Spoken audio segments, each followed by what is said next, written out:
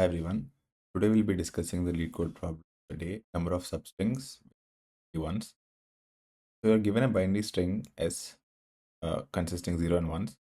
So you have to return the number of substrings with all the character 1 in the substring. And since the answer can be large, you have to return the answer modulo 10 power 9 plus 7. So understand the question. So you have this string, and in the string you can have multiple substrings. So this part can be a substring. This part can be a substring. This part can be a substring, or the whole string can be a substring, and so on. So out of all these substrings, you have to count how many substrings contains only ones, only the character one. So if you take this substring, for example, this substring contains only ones. And suppose you take this substring, this contains only ones. And if you take this one, it contains only ones, and so on. So at the end, you have to find the total number of substrings. So in this example, uh, the substring consisting only one, we can have this one, this one, this one, this one. So you have total 5 substrings of size 1, which is containing only one. And let's see how many substrings of length 2 with only ones we have. So this is a substring of length 2, this is the second substring, and the third substring. So total 3. And number of substrings with length 3 is only 1, because this is the only substring with all 3 ones. And with 4 ones, we have 0, because we don't have 4 consecutive ones in the substring. And since for 4 it's 0, for 5, 6, 7, 8, for all it's 0. So at the end, we just need to add all of them, which is 5 plus 3 plus 1, which is 9. The answer is 9. Now let's look at the second input. We have 101. So here substrings consisting only 1 is 2, this one and this one. And substrings length 2 is 0. So the final answer is only 2. And finally, for this input, 1, 1. So in this substring of length 1, we have 1, 2, 3, 4, 5, 6. And substring of length 2, we have this 1, 2, 3, 4, and 5. So substrings of length 2 is 5, and substrings of length 3 is this the first one, the second one, this the third one, and this is the fourth one. So we have 4. And substrings of length 4 is first one, second one, then this is the third one. So here we have 3 substrings, and substring of length 5, this is the first substring of length 5, and this is the second substring of length 5. So total 2. And finally, substring of length 6 is 1, which is the whole string. So if we add all of them, we'll get 21. The answer is 21.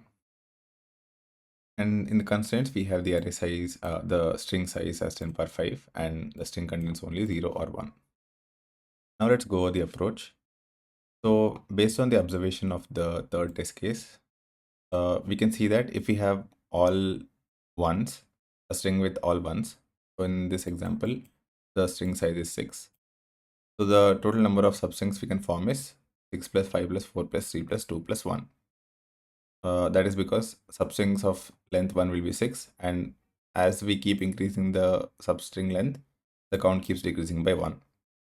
So if we have all ones of size 6, then number of substrings we can form is 6 plus 5 plus 4 plus 3 plus 2 plus 1, which is sum of first 6 natural numbers.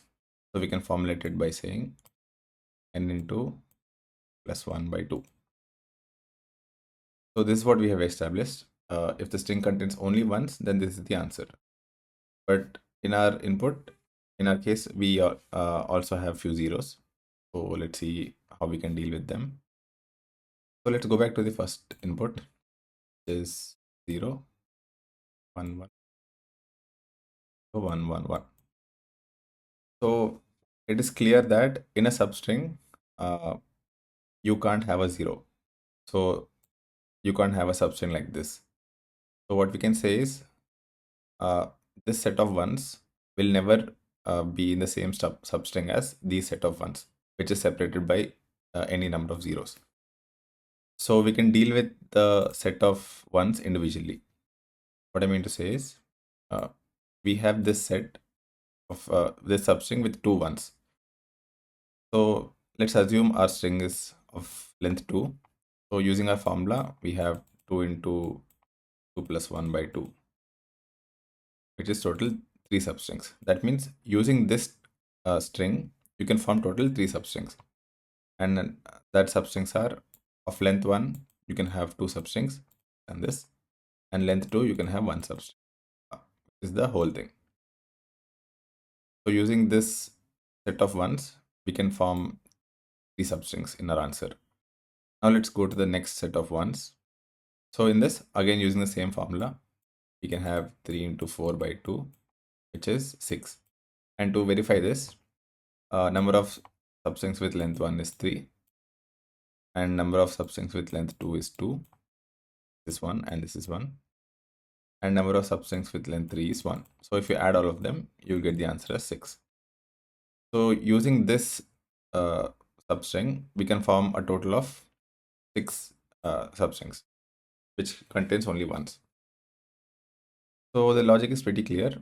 We just need to iterate on the set of ones and use the formula to get how many substrings these ones can populate.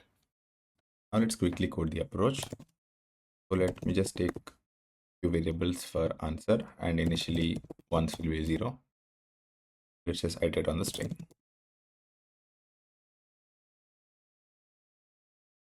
So whenever we find a 1, so the current character is a 1, we simply increase the ones counter. And whenever we find a 0, then we perform the operation. I'll also dry run for the example. 1. Yeah. So initially, the first character is 0, so it goes to the else case, and nothing happens. Next, it goes to this 1, so 1 increases. So the value of counter is 1. Now it goes to the next one. So it goes here, and ones will be 2. After this, when it goes to a 0, this is where we'll calculate the answer for the ones accumulated so far. And the answer is simply ones into ones plus 1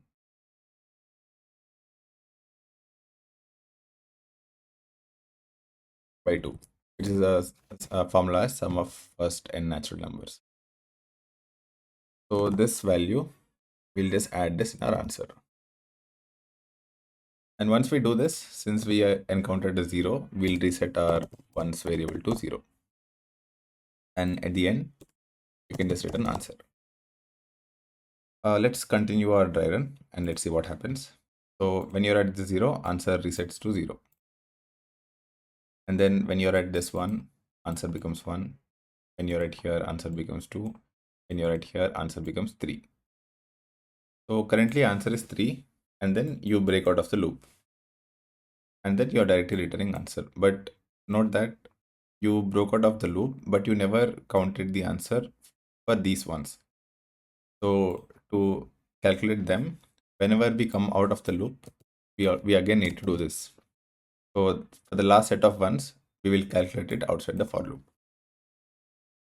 So this will not disrupt our answer, because suppose at the end we have a 0, then when the for loop breaks, the value of ones will be 0. So in our answer, we are just adding a 0. So this really doesn't affect our answer in any way. So it's just calculating the answer when the last set contains all ones to the end of the string. And I think when we return it, we have to take mod with this value. And here I can see one issue, because if you see the constraints, the size of the array is 10 power 5. So at max, this ones can go up to 10 power 5. So 10 power 5 into 10 power 5 plus 1, this term will go out of bound when we multiply. So to prevent that, we need to take this ones in a long variable. So I'll use a long for this. And at the end, I'll just take a mod, 10 power 9 plus 7. And since the return type of the function is int, let me just typecast it back to int before returning. Submit.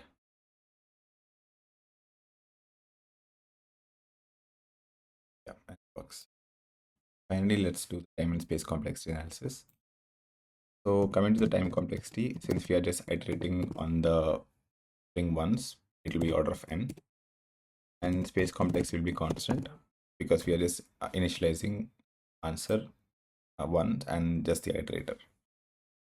I also have the code in Python if anyone wants to view it. Add this in the description as well. And let's catch up in the next video.